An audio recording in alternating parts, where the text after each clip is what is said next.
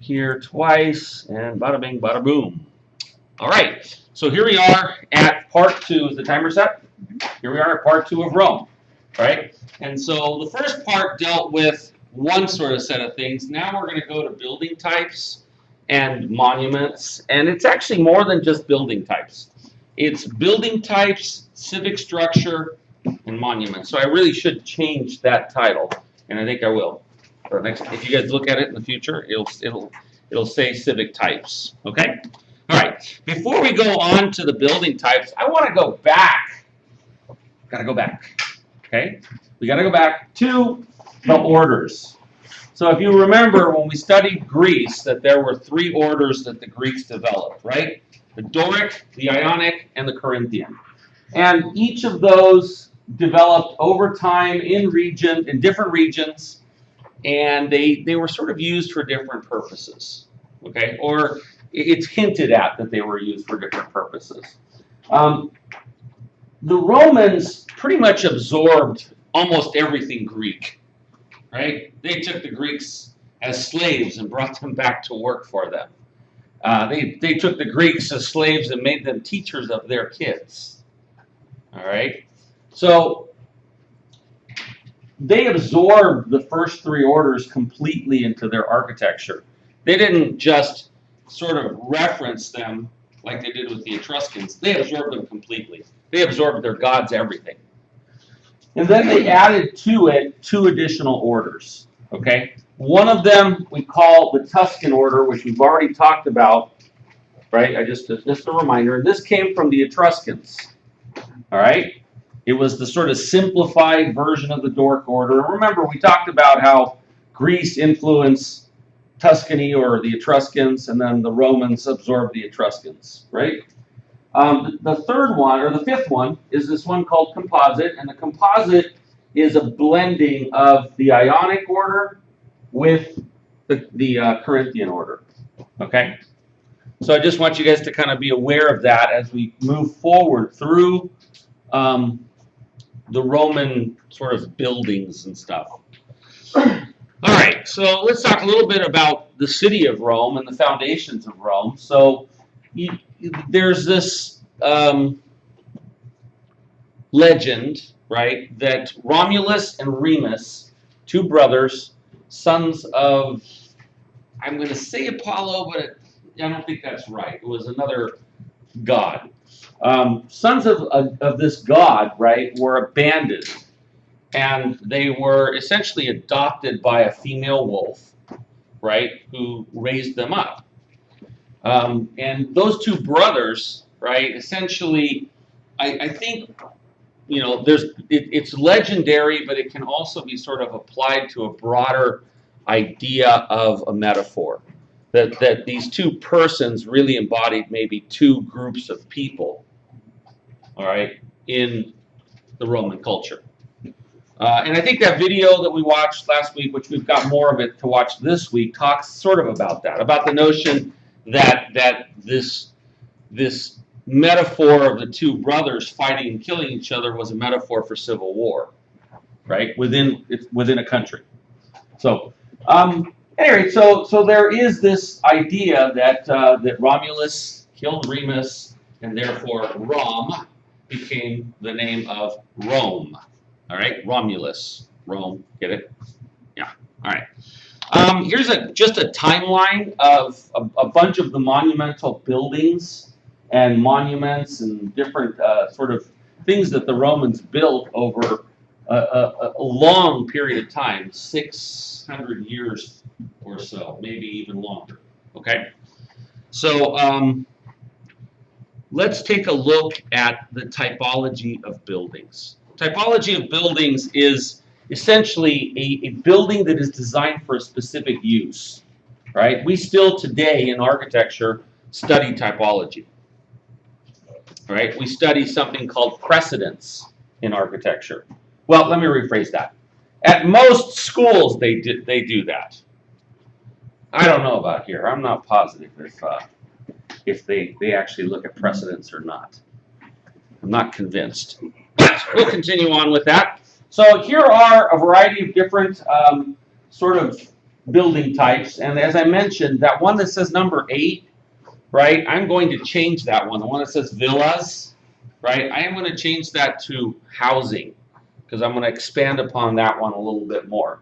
So one of the things that the different sort of forms that we're going to talk about are what is called fora as a plural, right, or could be also referred to as the forum.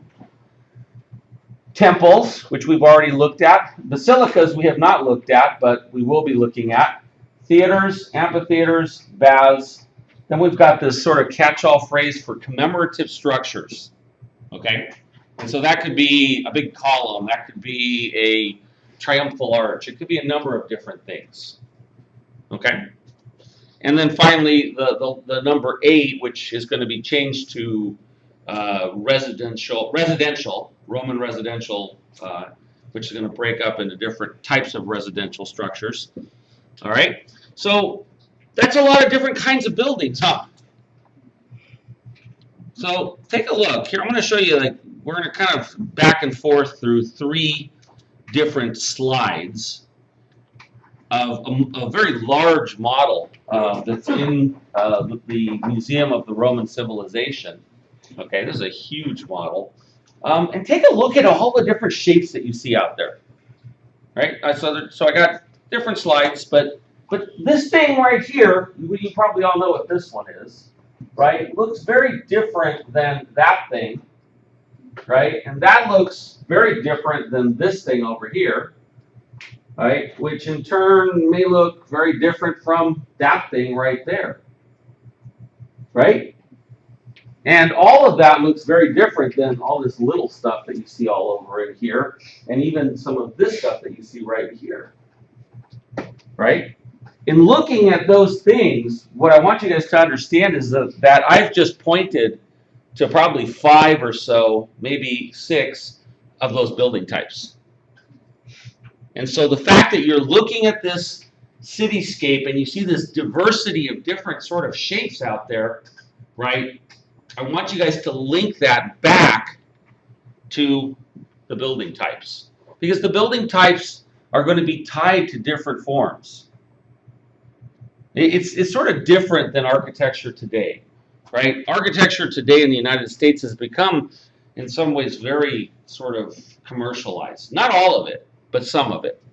And so, you'll go to places where, an auditorium might not look too much different than an office building, right? So in its commercialized sort of interpretation, architecture may not be sort of uniquely designed for something. But when you get to other structures, for example, if you take an aerial view of, let's say, the cathedral in Los Angeles, the Los Angeles Cathedral, the one designed by Rafael Moneo, and you were to compare that to the Civic Center Plaza, it would look very different.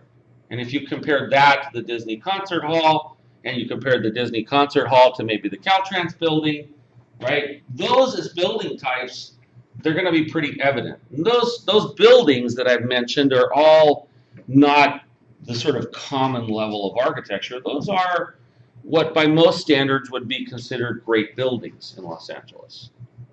Okay, so back to Rome. So we have all these building types, and as we look through the different models of the city of Rome, the different views of this model, we see lots and lots and lots of shapes. Here's the shape that we didn't see, I think, in the previous image, right here, and here, and here. Okay. So continuing on, let's go on to the first type, which is fora or forum. Remember, fora, when we say fora, it is the generic plural. It's referring to all forums, right? When we say forum, we're specifically talking about a specific forum. Okay? So the Roman forum is, do you guys remember when we studied Greece that there was this thing called the agora, right? The one in Athens was at the base below the Acropolis, and it had different types of buildings in it. had a stoa, it had this sort of plaza in the center. There were a number of different sort of functions that would take place in the agora. Well, the Roman Forum is the successor to the Greek agora, okay?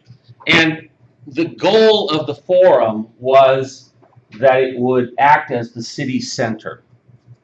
Now you guys got to understand that Rome, right, when we think of like Romulus and Remus, or even the time period shortly thereafter, wasn't that massive model we were just looking at, right?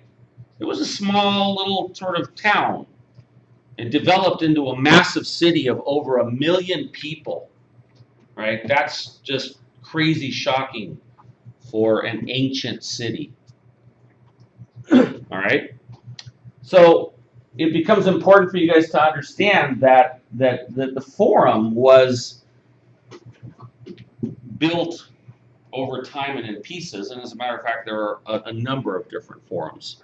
So in Rome, okay. So it served as the uses of the Forum. It served as a primary gathering area for the citizens. Okay. It was the civic center of a Roman city. The idea of a fora or forum was something that was replicated in all of, or almost all of, the Roman cities. You guys saw that Paris was established by the Romans, right? You guys saw that England was established by the Romans. And so the Romans, if you go back to that map from last time, right, all of the areas around the Mediterranean and then up into the English Isles, right, was Roman territory. So, one of the things that I want to point out is that the Forum was a complex. It's not a building, and that's what I was alluding to a little bit ago. It's not a building type. It is actually a civic space that is bounded and formed by buildings. Okay? It's the overall compound that is the Forum, including the uses that are around it. And one of the things that looking at the various different things, we'll look at them a little bit more carefully, but there were temples. There were these things called basilicas, which we'll be looking at, which were basically gigantic meeting rooms. There were monuments. There were administrative buildings. There were markets. So there were a number of different things.